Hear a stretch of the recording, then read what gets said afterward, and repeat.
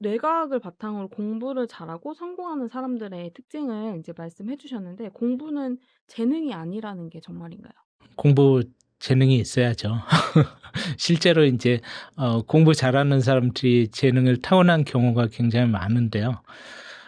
제가 얘기하고 싶었던 거는 그 지능입니다, 지능. 우리 흔히 인제 그 공부 잘하는 거를 지능 지수 뭐 이런 걸로 좀 판단을 하잖아요. 그래서 지능이 높은 사람은 공부를 잘할 것이다. 지능이 낮은 사람은 공부를 못할 것이다. 그렇게 쉽게 판단을 해요. 근데 그게 아니고요. 지능이 높은 사람이 공부를 잘할 수 있는 어떤 상관관계가 맥시멈 25% 밖에 안 된다는 거예요. 그러니까 IQ가 높다고 그래서 이 사람이 공부를 잘하느냐? 그건 아니라는 거죠. 그거보다 더 중요한 게 뭐냐면 작업 기억이라고 하는 개념이에요. 영어로 하면 워킹 메모리라고 하는데 이 작업 기억이 실제 성적에 미치는 영향이 굉장히 크다. 상관계수가 거의 1에 가깝다 하는 겁니다.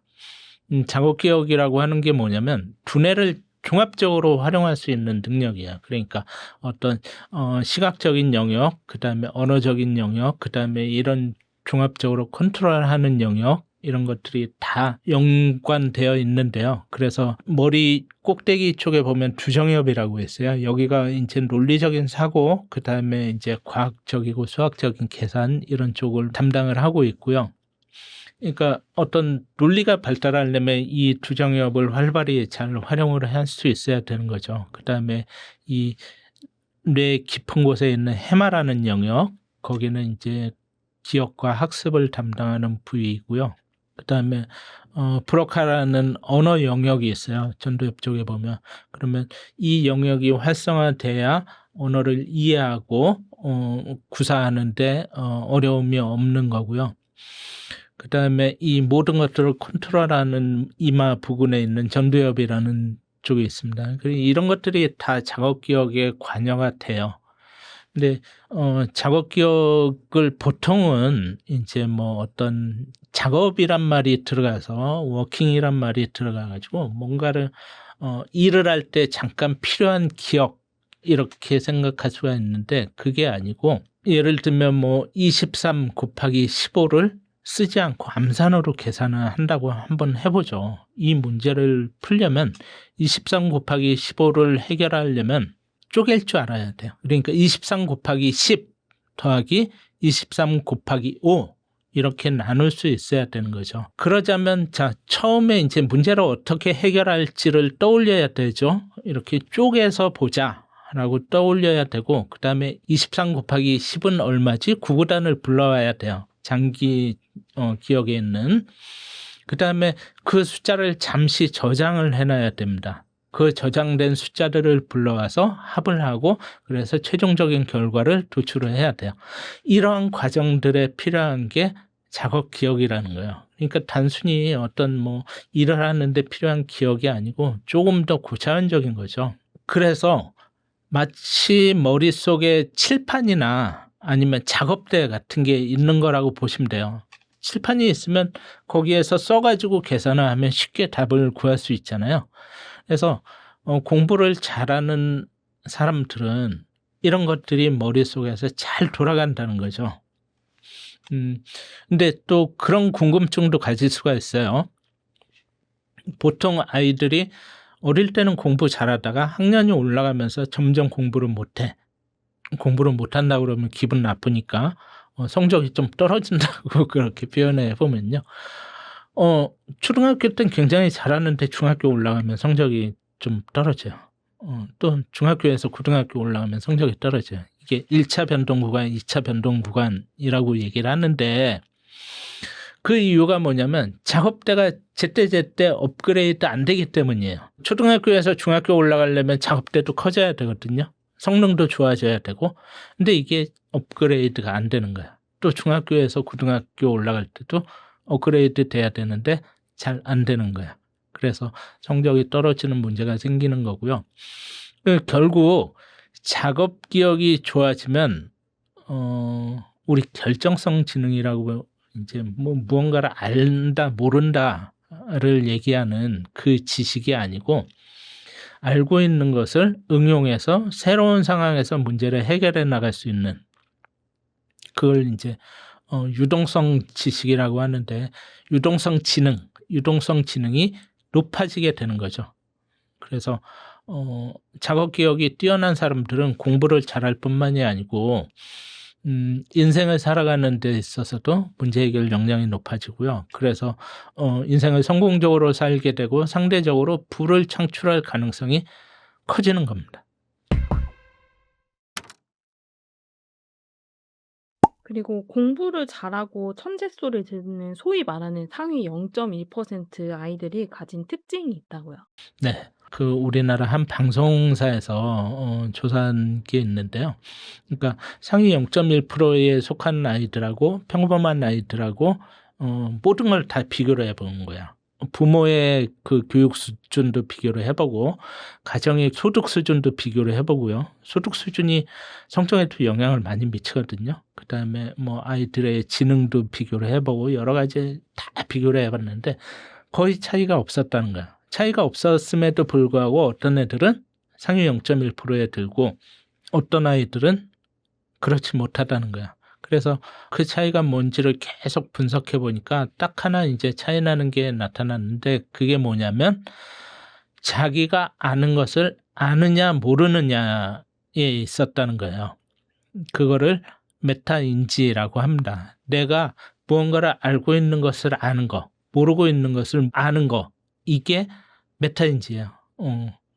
문득 이제 그 소크라테스 얘기 떠오르는데 너 자신을 알라? 그게 메타인지인 거죠. 메타인지라고 하는 것은 메타는 이제 상위, 초월한다는 뜻이에요. 그래서 인지 위에 있는 인지라는 거거든요. 초인지라는 뜻인데 이게 왜 중요하냐면 우리가 뭔가를 잘 하려면 공부를 잘 하려면 전략이 필요해요. 예를 들어서 우리가 스포츠 경기를 하거나 전쟁에 나가서 이기려면 꼭 하는 얘기가 있잖아요. 지피지기.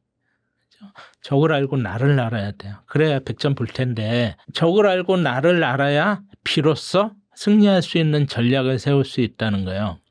그런데 적을 알고만 있어도 나를 모르면 전략을 세울 수가 없는 거죠. 공부할 때도 우리가 어떤 뭐 시험이 있고 수능이라는 게 있고 그러면 그것을 공략할 수 있는 좋은 점수를 받을 수 있는 전략을 세우려면 나를 알아야 되는 거야.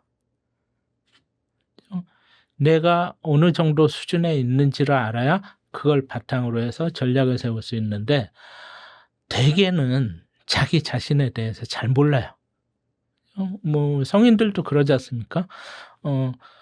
나 자신에 대해서 잘 아는 것 같지만 사실은 옆 사람이 나를 보는 것보다 나 자신을 모를 때가 많아요.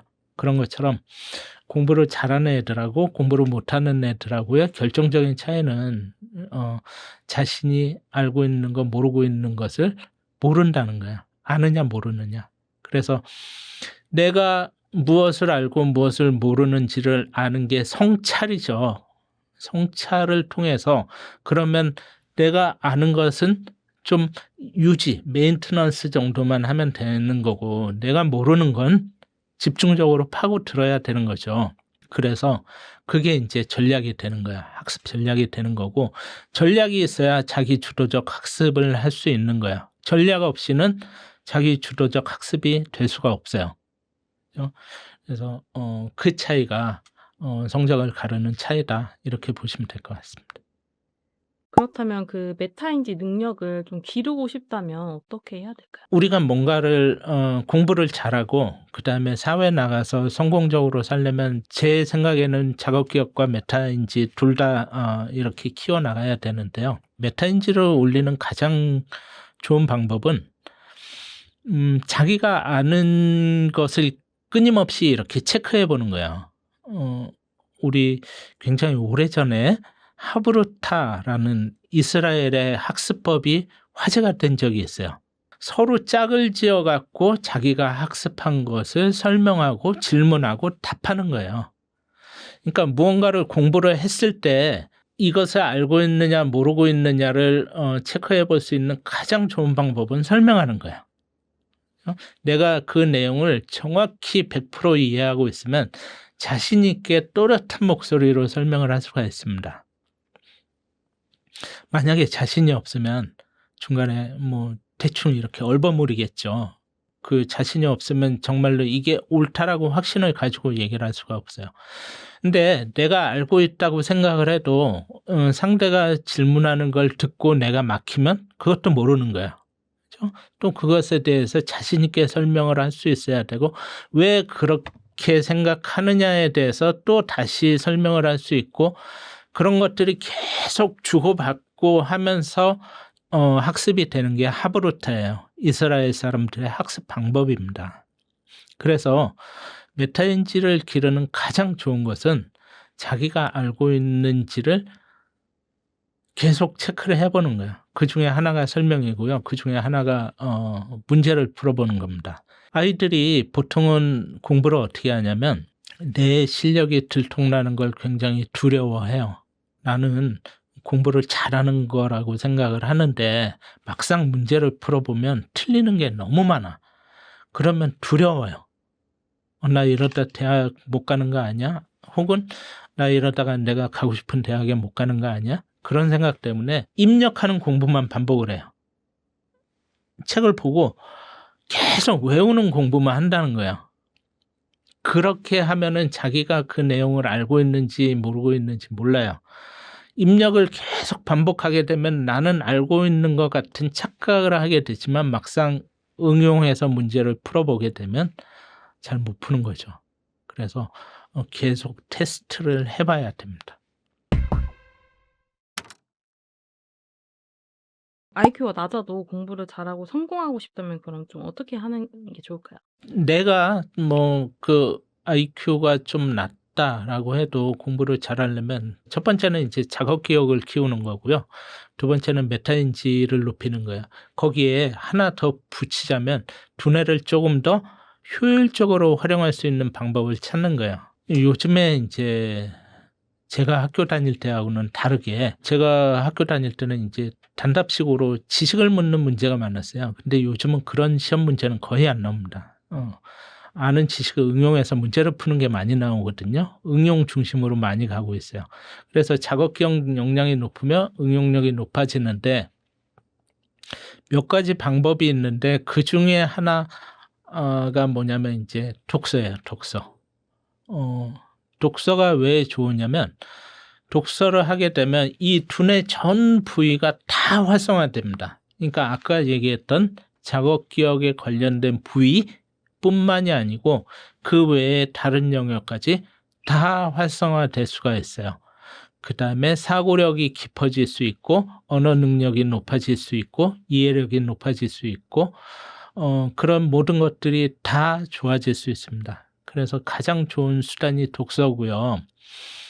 오프라 윈프리 같은 사람은 굉장히 세계적으로 성공한 사람 중에 하나지만 사실 그 어렸을 때 젊었을 때는 굉장히 힘들게 자랐거든요. 뭐 사생활을 낳기도 하고 굉장히 어려워서 생계가 곤란할 정도였는데 빠지지 않고 한 게 독서예요. 그래서 성공한 사람치고 독서를 게을리한 사람은 없다.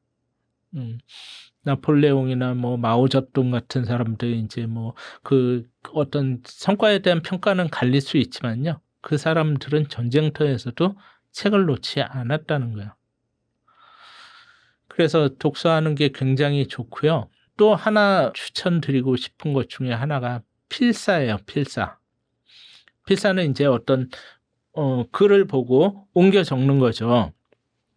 근데 자, 눈은 원문을 보고 손만 움직여서 하는 건 절대 도움이 안 됩니다. 그런 게 필사가 아니에요.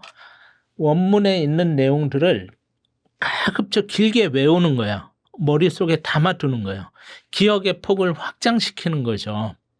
그래서 가급적 길게 외워서 그것을 틀리지 않고 다른 종이에 옮겨 쓰는 거예요. 그래서 문장의 길이에 따라서 옮겨 적는 게 다르겠지만 가급적 적게 보면서 옮겨 적는 게 중요하고요. 또 의미 단위로 끊어서 읽는 거예요. 책을 읽을 때도 마찬가지고 중요한 게 뭐냐면 끊어 읽기라 하잖아요. 이게 사람이 호흡이 있으니까 그 중간에는 끊어야 되는데 어떤 사람들은 보면은 옮겨 필사도 그렇고 독서도 그렇고 의미 없는 부분에서 끊는 경우가 많아요. 근데 그게 아니고 문장 하나를 읽어도 문장이 짧으면 한 문장을 통째로 외워서 옮겨 적고 그런 훈련이 필요한 거죠. 그래야 한 문장을 읽어도 읽는 그 순간에 이해가 되는 거예요. 우리 요즘에 뭐 수능 문제나 그런 거 보면 지문이 굉장히 깁니다. 그래서 그 지문 읽다가 이해가 안 돼서 포기하는 아이들이 굉장히 많아요. 근데 문장을 길게 의미 단위로 끊어 읽는 훈련을 많이 하고 그것을 필사하는 훈련을 많이 하게 되면 문제를 읽으면서 바로바로 뇌 안에서 이해가 될 수 있어요. 그래서 작업 역량을 키우려면 그런 것들이 필요하다 하는 겁니다. 이번에 시작한 일을 마무리하는 힘 이 책을 출간하셨는데 책에서 말씀하신 그렇다면 마무리의 의미가 무엇이고 이게 왜 중요한지 설명해 주시면 좋을 것 같아요. 마무리라는 게 우리가 일반적으로 어떤 일을 시작하면 이제 물리적으로 더 이상 그 어떤 계획한 거를 다 진행해서 더 이상 할 게 남아 있지 않다거나 아니면 중간에 이제 실패하거나 아니면 스스로 포기해서 그만두게 되는 경우 아니면 뭐 하다가 흐지부지 되게 되는 경우 이래서 일이 더 이상 진행되지 않는 상태 이런 걸 쉽게 얘기할 수 있어요. 근데 여기에는 뭐 내가 의식하거나 아니면 내가 사고를 가지고 이렇게 생각하는 그런 것들이 없죠. 그냥 객관적으로 일이 진행되지 않고 있다. 그런 상태만 말하는데요. 이 책에서 마무리라고 하는 것은 그런 어떤 객관적인 상태, 일의 진행 상태에다가 나의 의지를 덧붙이는 거예요. 그래서 내가 의식적으로 지금 하고 있는 일이 끝났다라고 선언을 하고요. 그 지난 일들, 내가 했던 일들을 돌아보면서 그 안에서 배울 수 있는 교훈은 무엇이고 깨달음은 무엇인지 이런 거를 찾아내서 앞으로 다가올 일, 앞으로 또 새롭게 벌릴 일들에 대해서 적용할 수 있는 시사점을 찾는 그러니까 어떤 의지가 포함된 목적지향적인 행위 이렇게 생각하시면 될 것 같습니다. 중요한 거는 꼭 이렇게 성공적으로 완료된 일이 아니라 중간에 실패하거나 아니면 포기하거나 뭐 하는지 모르는지 모르게 흐지부지 되는 일들 이런 것들도 다 마무리가 필요하다는 거죠. 이렇게 마무리를 해야 되는 이유가 무엇이냐면 첫 번째는 이제 그 안에서 배움을 얻을 수 있다는 거예요. 우리가 무언가 이렇게 일을 하게 되면 그 일 속에서 반드시 배울 수 있는 것들이 있습니다. 인간은 이제 배움을 통해서 성장하는 존재인데 지난 일들을 돌아보면서 내가 무슨 일을 했지? 그 결과는 어떤 것이었지? 어떤 과정을 거쳐서 이렇게 지금의 단계에 이르렀지? 그 안에서 내가 얻은 건 무엇이고 잘못한 건 무엇이고 성공적으로 잘했던 건 무엇이고 못했던 건 무엇이고 이런 것들을 이제 도출하게 되면 앞으로 이제 새로운 일을 진행을 할 때 그것들을 다 활용할 수 있다는 거죠. 그게 하나의 배움이 되는 거고요. 또 하나는 이제 두뇌 에너지를 좀 아껴 쓸 수 있다는 거죠. 무언가 이렇게 일을 마무리하지 않고 남겨두게 되면 계속 머릿속에 이렇게 잔상이 남아있게 되고요. 그것들이 이제 두뇌의 한 영역을 차지하고 있어서 마치 이렇게 창고 속에 치워지지 않은 짐이 있는 것 같은 그런 거죠. 그래서 그런 것들이 이제 두뇌 한쪽을 차지하고 있으면 그만큼 두뇌를 효율적으로 활용하는데 어려움이 있을 수 있는데 마무리를 하게 되면 적어도 그런 것들이 없어질 수 있다 하는 장점이 있는 거죠. 한국인이 유독 시작한 일을 마무리하지 않는 특징이 있다고 하셨는데 그 이유가 무엇인지.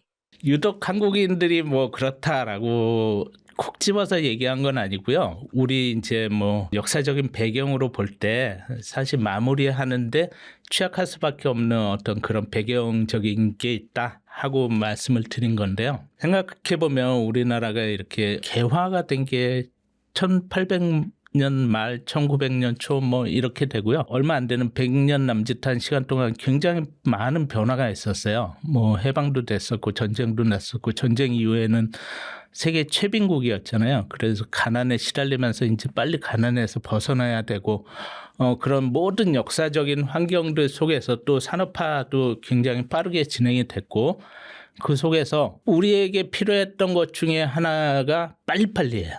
무엇을 하든 빨리빨리 할 수밖에 없었습니다. 밥을 먹어도 빨리빨리.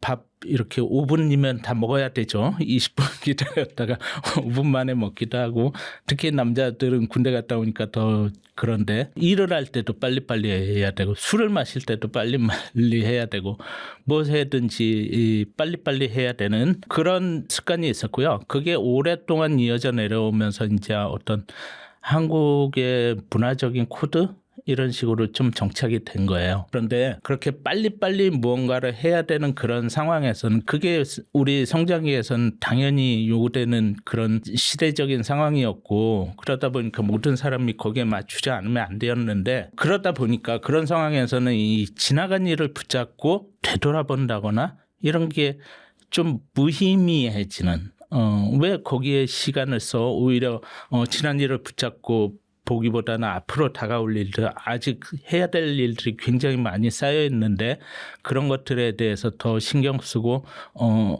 시간을 보내는 게 낫지 않아? 그러니까 지난 일을 가지고 마무리하고 되돌아보고 그 안에서 뭘 찾아내려고 하는 것 자체가 굉장히 무의미하게 여겨졌다는 거죠. 그러다 보니까 우리나라 사람들이 상대적으로 거기에 소홀하지 않았나 그런 생각이 들고요. 그래서 지금은 좀 달라졌죠, 상황이. 어떤 속도도 여전히 중요하지만 속도만큼 중요한 게 이제 질적인 완성을 추구하는 시대인데 여전히 과거에 그런 것들이 오래 뭐 몇십 년 동안 이렇게 쌓여서 내려오다 보니까 아직도 그런 것들이 남아 있고요. 그래서 이제는 그런 어떤 빨리빨리 하는 것보다는 지난 일을 마무리 짓고 그 안에서 이렇게 내가 앞으로 어떤 것들을 더 잘 해나가야 되느냐, 잘 할 수 있느냐, 내가 가진 것은 무엇이냐 이런 것들을 정리해보고 그것을 적용하는 것이 더 질 높은 결과물을 얻는 방향이 아닐까 뭐 그렇게 생각을 합니다. 그렇다면 일을 끝내지 않고 막 벌리기만 하면은 어떤 손해들이 발생하는 건가요? 굉장히 뭐 안 좋은 일들이 많이 있죠. 우리 자이가르닉 효과라는 게 있어요. 우리 시리즈로 만들어진 드라마나 아니면 예능 같은 거 보면 한참 재밌을 때 갑자기 끝나죠. 다음 시간에 이렇게 하고 끝나는 경우가 있는데 그러면 어떻게 되나요? 그냥 그 드라마 끝나고 나면 그냥 다 잊어버리나요? 그 순간에 굉장히 아쉬움도 많이 났고요. 시간이 지나면서 이렇게 종종 그때 어떻게 됐지? 그 사람들 붙잡혔나? 아니면 그 뭐 제대로 끝이 났나? 그렇게 자꾸 생각날 때가 있어요. 그렇게 마무리되지 않은 일에 대해서 잔상이 남아있는 것을 자이가르닉 효과라고 합니다. 그런데 이 자이가르닉 효과로 인해서 나타나는 문제점들이 몇 가지 있어요. 첫 번째가 뭐냐면 이제 두뇌 효율을 제대로 활용하지 못한다는 거예요. 두뇌를 제대로 활용하지 못한다. 그러니까 효율이 좀 떨어질 수 있다라는 건데요. 예를 들어가지고 두뇌는 에너지에 굉장히 영향을 많이 받아요. 에너지를 아껴 쓰려고 하는. 그래서 어떻게든지 에너지를 아껴 쓰고 효율적으로 활용을 하려고 합니다. 그런데 해결되지 않은 과제가 이렇게 남아있으면 두뇌의 기능에 계속 영향을 미치는 거죠. 잔재가 남아가지고 계속 영향을 미치는데 그 중에 하나가 이제 해마예요. 해마는 이제 아시겠지만 단기적인 정보를 저장하는 기억 창고입니다. 근데 이 해마의 용량이 그렇게 크지는 않아요. 받아들일 수 있는 정보의 양에 한계가 있는데 만약에 이렇게 제거되지 않고 남아있는 어떤 기억의 잔상 이런 것들이 있으면 새로운 정보를 받아들이는데 한계가 있다는 거죠. 이 정보를 받아들이고 그것을 빨리빨리 이렇게 처리해서 데니피질로 보내고 그것을 고착화시켜서 장기 기억으로 변환하고 해야 어떤 정보에 대한 그 정보 처리의 효율성이 높아지는데 이 해마의 정보가 계속 처리되지 않은 정보가 남아있게 되니까 정보 처리 효율이 그만큼 떨어지게 되는 거죠. 또 두 번째로 주의력이나 집중력도 떨어질 수 있어요. 주의력은 무언가 많은 것 중에서 내가 이 신경 써야 될 영역을 찾아내는 거고요. 그다음에 집중은 그 영역에 대해서 나의 정신을 몰입시키는 건데, 이 잔상이 남아있게 되면, 무언가 일을 하다가도 이렇게 갑자기 잔상이 떠오르게 되면 주의력과 집중력이 다 깨질 수밖에 없죠. 주의력이 흩어지게 되면요, 여러 가지 많은 것 중에서 불필요한 것에 이렇게 초점을 맞출 수도 있고요. 그래서 잘못된 의사결정을 내릴 수 있게 됩니다. 집중력이 떨어지면 산만해지죠. 우리 애들 중에서도 이렇게 집중을 못하고 산만해지는 애들이 있는 것처럼 집중력이 떨어지면 그렇게 되고요. 그래서 문제 해결 역량이 떨어집니다. 전체적으로 이제 주의력과 집중력이 떨어지면 판단의 질이 낮아지는 거죠. 우리가 무언가 인생을 살아가는 데 있어서 피해야 될 것들이 중에 하나가 잘못된 판단을 내리는 건데, 이제 그 어떤 무언가 마무리되지 않은 일이 계속 이렇게 머릿속에 남아있게 되면 그런 측면에서 안 좋다는 거고요. 주의력하고 집중력은 이제 그것을 관장하는 두뇌 부위가 전두엽이에요. 전두엽인데, 주의력하고 집중력이 떨어진다는 건 전두엽의 역량을 100% 활용하지 못한다는 거죠. 그렇게 되면 또 무슨 문제가 생기냐면 작업 기억도 나빠져요. 작업 기억은 이제 어떤 특정한 과제를 해결하는 데 필요한 두뇌의 자원을 끌어다가 활용하고 응용하고 저장하는 역량이라고 할 수 있습니다. 이것도 떨어지는 거예요. 작업 기억 역량이 떨어지면 문제 해결 역량도 떨어져요. 전체적으로 그런 측면에서 좋지 않은 거죠. 그 두 번째로, 어떤 마무리되지 않고 일이 남아있게 될 때 끼치는 부정적인 영향이 뭐가 있냐면 부정적인 정서가 늘어날 수 있다는 거예요. 한번 생각을 해보세요.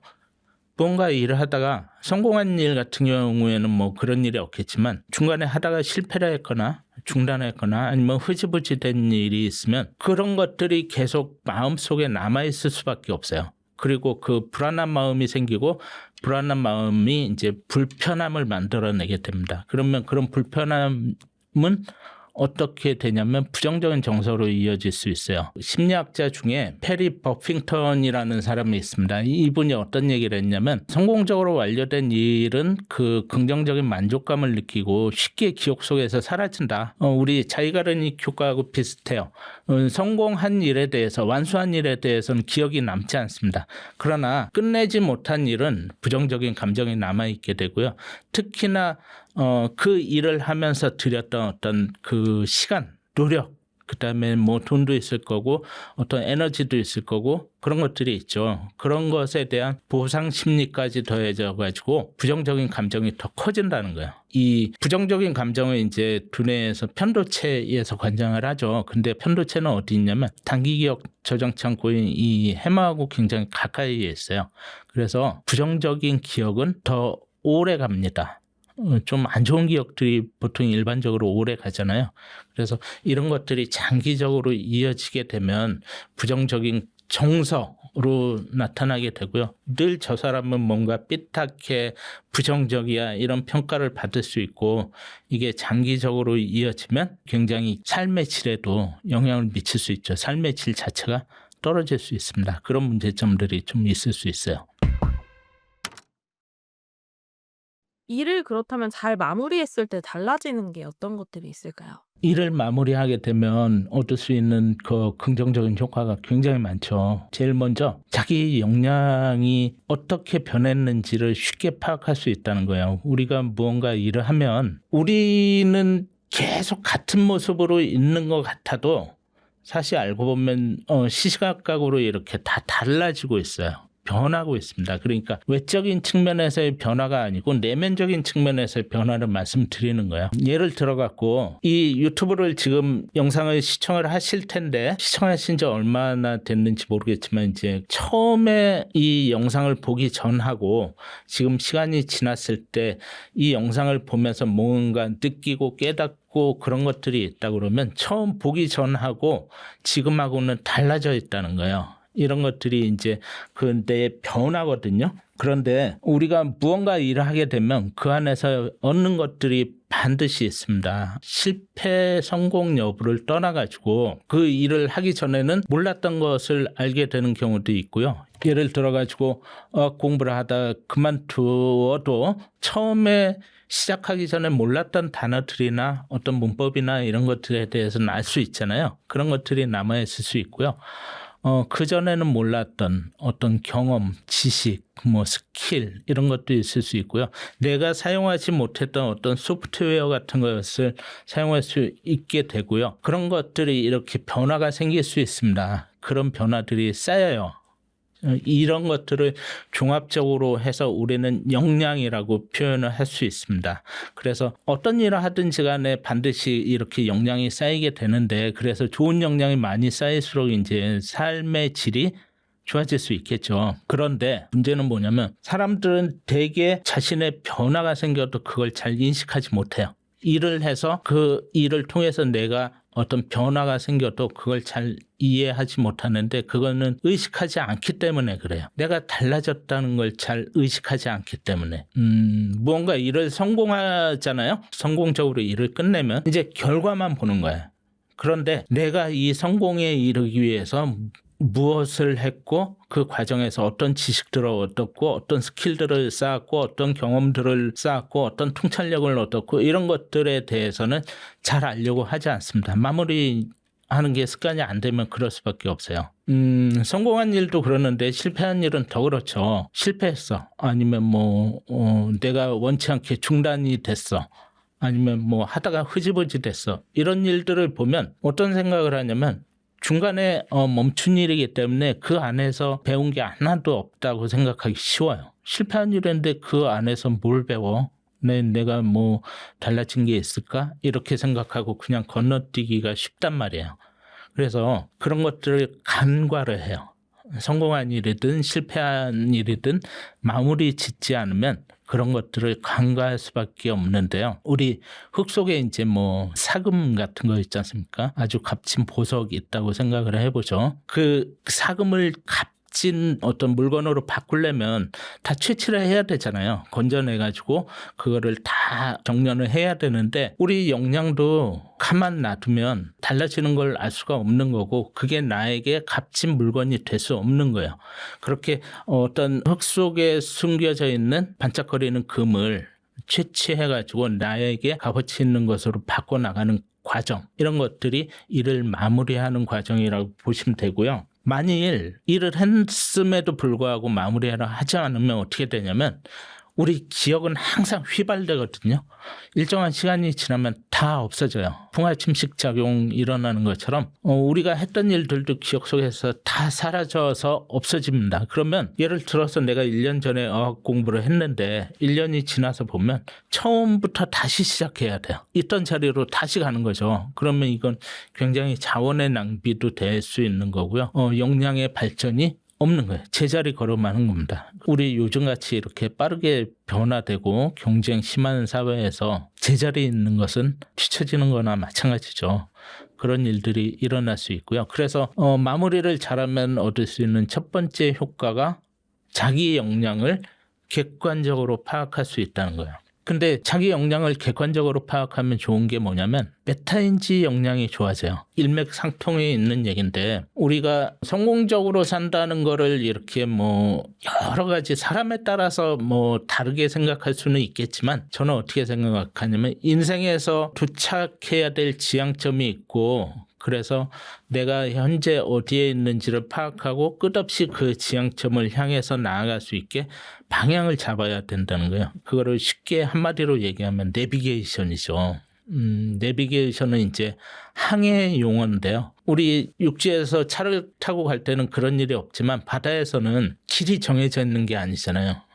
물길이 이런 루트는 정해져 있지만 딱 요 길로 차선처럼 이렇게 요 길로만 가야 돼 이런 게 없어요. 그 루트를 따라가다 보면 물살에 밀려서 배의 위치가 계속 변동을 해요. 그러면 끊임없이 내가 어디에 있는지를 보고 목적지에 가려면 어떻게 방향을 바꿔 나가야 될지를 계속 탐구를 해야 돼요. 만약에 그게 없으면 그냥 흘러가는 거죠. 그냥 그대로 흘러가는 거예요. 물살에 흘러가면서 내가 어디에 있는지도 모르고 그래서 내가 지향하는 목적지에 도착하려면 무엇을 더 어떻게 해야 되는지도 모른 채 그런 삶은 우리 뭐 살고 싶은 삶이 아니고 사라지는 삶 이렇게 표현을 할 수 있는 거죠. 그래서 내가 가지고 있는 역량이 무엇이고 그래서 지향점에 이르기 위해서는 그 갭이 무엇이니까 앞으로 어떠한 역량들을 축적해 나가야 되겠다. 이런 것들을 인지하는 게 메타인지예요. 그래서 내가 마무리를 하게 되면 이 일을 통해서 나는 이번에는 이런 것들을 내 안에 축적을 했고 내 어떤 역량이 이런 쪽에서 변화가 생겼어. 그런데 그 내가 도착하려고 하는 목적지를 보니 이런 것들이 앞으로 더 필요해 하고 알 수 있게 되는 거죠. 그래서 메타인지 역량도 높아질 수 있는 겁니다. 그리고 세 번째는 같은 실수를 좀 피할 수 있어요. 저도 그런 일이 종종 있긴 한데 살다 보면 이제 같은 실수를 반복하는 경우가 있어요. 예전에 사기를 당했던 사람이 또 사기를 당한다거나 예전에 어떤 잘못을 했던 사람이 시간이 지나서 그 잘못을 또 다시 반복한다거나 그런 일들이 있을 수 있거든요. 그 이유 중에 하나는 과거의 실패 또는 과거의 실수로부터 배움이 없었기 때문이에요. 배움이 없다는 건 뭐냐면 마무리를 안 했다는 거죠. 주로 이제 성공한 일은 뭐 그런 경우가 많지 않겠지만 실패한 일이나 중단된 일이나 아니면 뭐 흐지부지된 일이나 이런 것들은 그럴 수 있는데 왜 내가 이 일을 하면서 그만둘 수밖에 없었지? 내가 무엇을 잘못해서 이게 실패로 돌아간 거지? 내가 무엇이 약해가지고 이렇게 흐지부지되고 더 이상 진행이 안 되는 거지? 이런 것들을 돌아보면서 내가 실패 포인트 또는 실수한 포인트들을 찾아내고 다음에는 그러면 이거를 줄이기 위해서 어떻게 해야겠다 하는 대책을 세워야 되는데 그런 것들이 없는 거죠. 그런 것들이 없이 지나가게 되면 앞에서 얘기한 것처럼 시간이 지나면서 이제 기억이 다 희미해져요. 그래서 전에 이런 실수가 있었나 하는 것도 잊어버리게 되고 그 비슷한 상황에서 다시 또 실수를 하게 됩니다. 우리 프로 바둑 기사들 보면 항상 이 바둑 끝나고 나면 복귀해요. 요즘은 이제 바둑뿐만이 아니고 모든 스포츠가 다 그런 영상 장비나 이런 뭐 도구나 이런 것들이 발달을 하니까 요즘엔 모든 스포츠가 다 그렇게 하는 것 같은데 끝나고 나서 잘한 것도 있지만 실수한 것도 있거든요. 실수해서 그걸로 인해서 지기도 하고 내가 실수를 했는데 상대방이 알아채지 못한 것도 있을 수 있고 상대방의 실수도 있고 그런 것들을 찾아내서 복귀를 하면 다음에 같은 상황에서 같은 실수를 하지 않을 수 있다는 거죠. 그래서 뭔가 일을 마무리한다는 것 자체가 그런 같은 실수를 막을 수 있는 그런 효과가 있다라고 할 수 있을 것 같습니다. 흔히 존버는 승리한다 이렇게 버티는 것만으로도 성공할 수 있다 이런 말들도 있는데 끝까지 버티면 뭐라도 될 거란 기대에 끝을 맺지 못하는 경우도 많은데 마무리하는 시점은 그럼 언제 정하는 게 좋을까요? 무조건 버틴다고 해서 다 좋은 건 아니잖아요. 어떤 일의 성격에 따라서 마무리하는 시점이 좀 달라져야 될 것 같아요. 뭐 원칙은 가급적 빨리예요.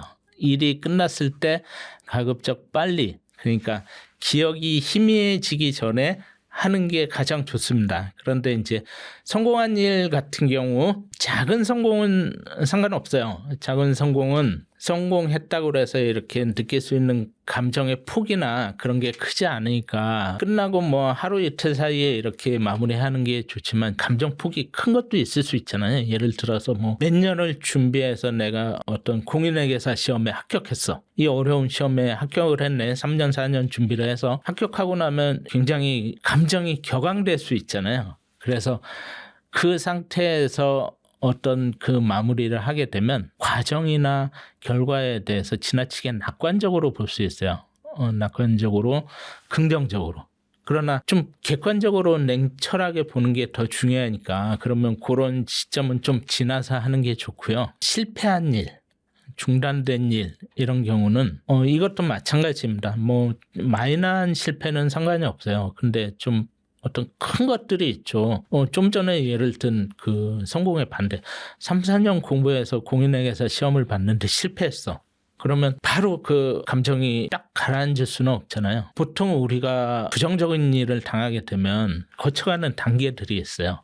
처음에는 놀래고요. 두 번째는 이제 분노, 화를 냅니다. 내가 큰 병에 걸렸어, 불치병에 걸렸어 그러면 처음엔 놀래죠. 그 다음에는 이제 화를 내요. 내가 정말 누구보다 열심히 살았는데 왜 이런 병에 걸려야 돼? 뭐 그런 분노의 감정이 들고요. 세 번째는 이제 거부예요. 거부.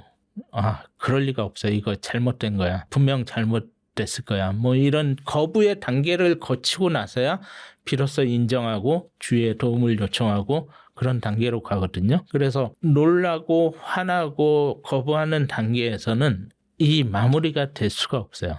왜냐면 그 모든 상황을 다 삐딱하게 보고 부정적으로 보고 그러니까 그 단계는 피해가는 게 좋죠. 좀 어떤 마음의 동요가 가라앉길 기다렸다가 마무리를 하는 게 좋습니다. 그렇다고 또 그것도 뭐 마냥 미루는 건 별로 좋지 않죠. 그다음에 이제 우리가 그런 일만 있는 게 아니고 흐지부지 되는 것도 있잖아요. 뭐 연초에 나 살 빼기 위해서 우리 헬스장이라고 하죠. 짐 그런 거 끊어가지고 한 달은 열심히 다니다가 그 다음부터 이제 흐지부지 되는 경우가 있는데 뭐 그런 것처럼 흐지부지 되는 일. 제일 어려운 것 중에 하나가 이 마무리하기 어려운 것 중에 하나가 그런 거예요. 왜냐면 나는 안 끝났어 라고 생각을 할 수 있거든요. 언젠가 내가 맘만 먹으면 또 갈 수 있어 라고 하니까 이건 끝난 일이 아니야. 그냥 끝난 일이 아닌데 뭐 마무리를 해.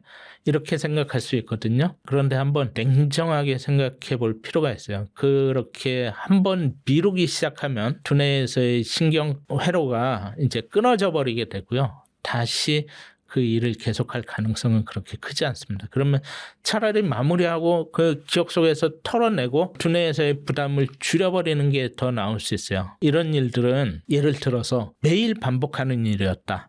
매일 뭐 영어 공부를 하는 거였는데 그거를 한 2주 이상 이렇게 안 했다. 그러면 이제 마무리해야겠다라고 생각할 필요가 있고요. 매주 하던 것을 한 3, 4주, 한 달 정도 이렇게 안 했다라고 하면 그것도 이제 좀 마무리할 시점이 되지 않았나 이렇게 생각해 볼 필요가 있는 거죠. 결국 이 마무리하는 시점이라는 건 자기가 정하는 거죠. 자기가 정하는 건데 중요한 건 빠르면 빠를수록 좋다. 감정의 변화를 최소화할 수 있는 감정의 어떤 동요를 최소화할 수 있는 그 시점을 잡아서 가급적 빨리 하는 게 좋다. 이렇게 말씀드리고 싶습니다.